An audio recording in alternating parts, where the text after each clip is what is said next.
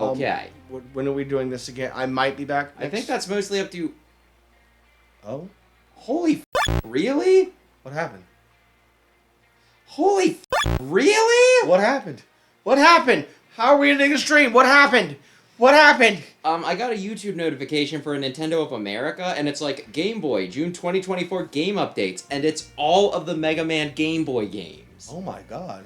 And that was how I found out that all 5 Game Boy Mega Man titles were dropping on Nintendo Switch Online, in one lump sum, and I found myself wishing I had held off on streaming them.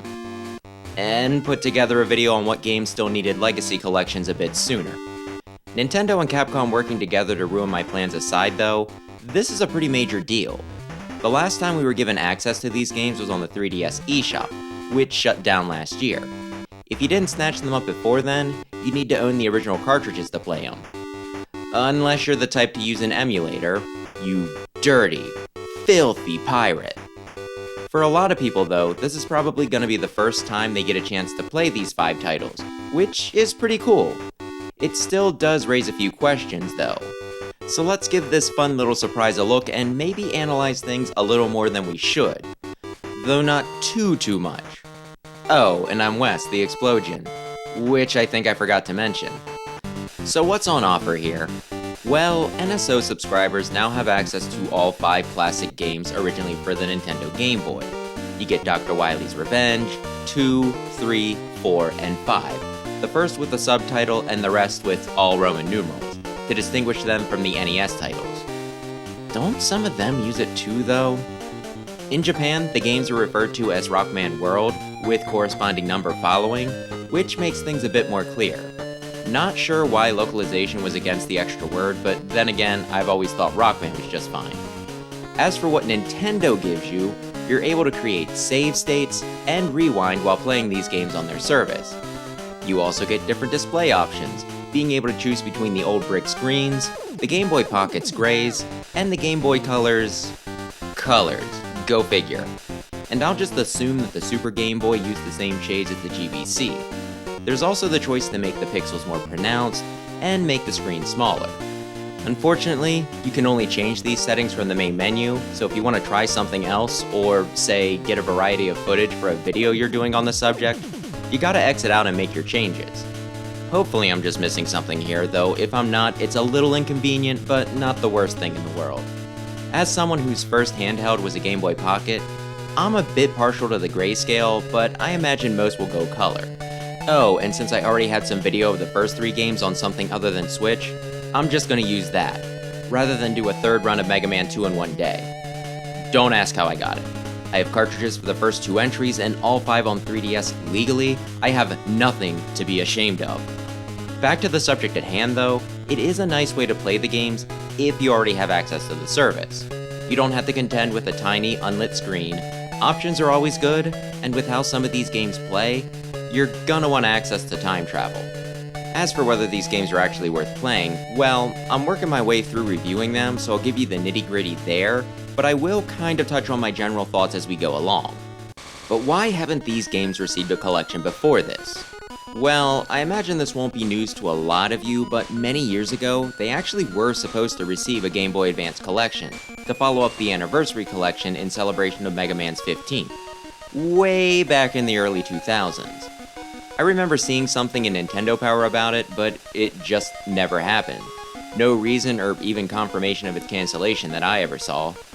And as someone who only had the first game in the series, with interest in the rest, especially the 5th, I was immensely disappointed when I realized it wasn't coming. Like I said, I have no idea why this never came to fruition.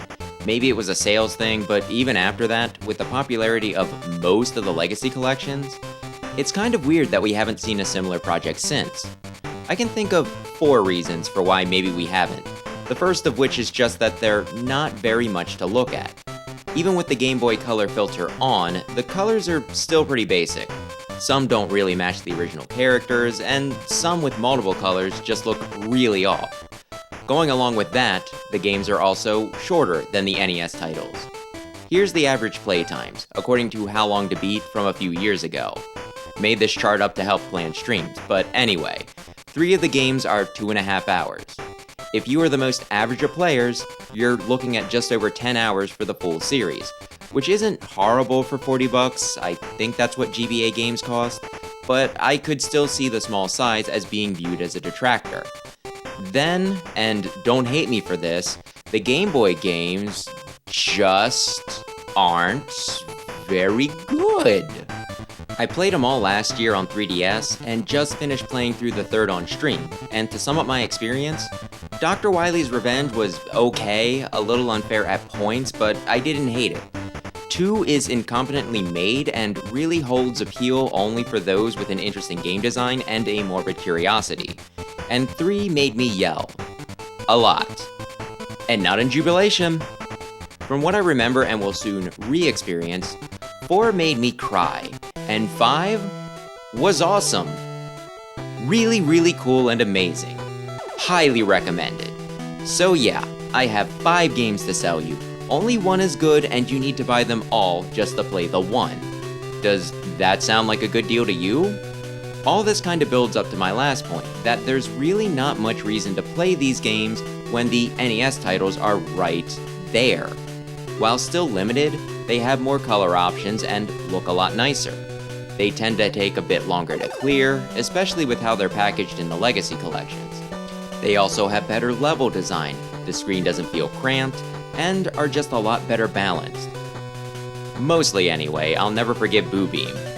Not only that, but the Game Boy titles take the bulk of their content from the NES games and just remix them a bit, so again, why play any of these when the much better NES titles are right there, especially if they're not offering much in the way of new material.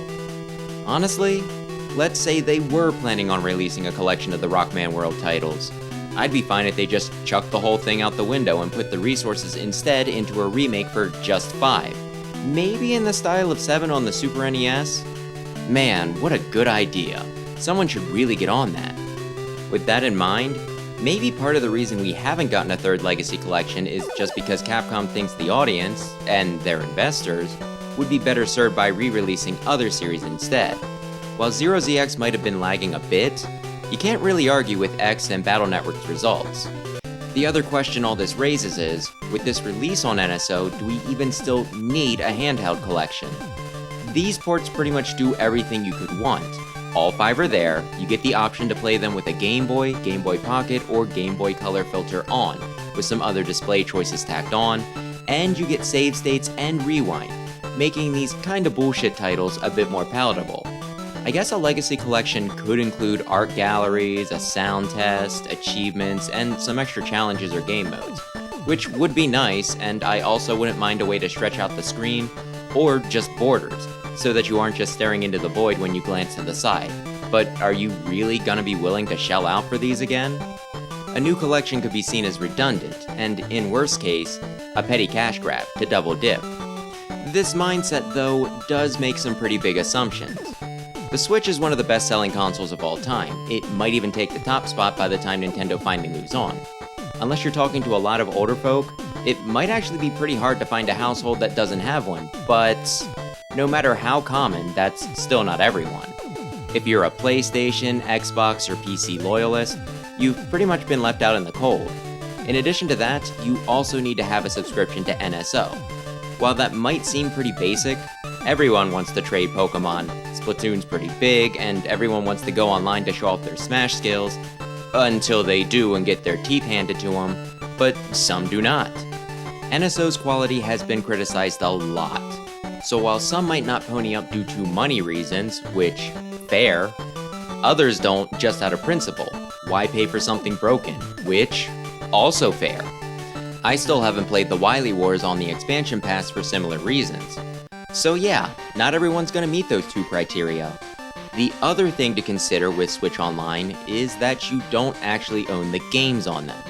If the service shuts down, if your subscription lapses, or if you're just offline long enough that your Switch questions whether you're still paying your dues, bye-bye Rockman World and all their compatriots.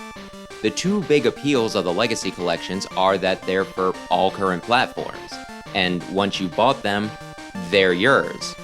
So yeah, while this move is a plus and covers a large audience, most of which this will be enough for, I still do think that we could use a legacy collection for the titles at some point.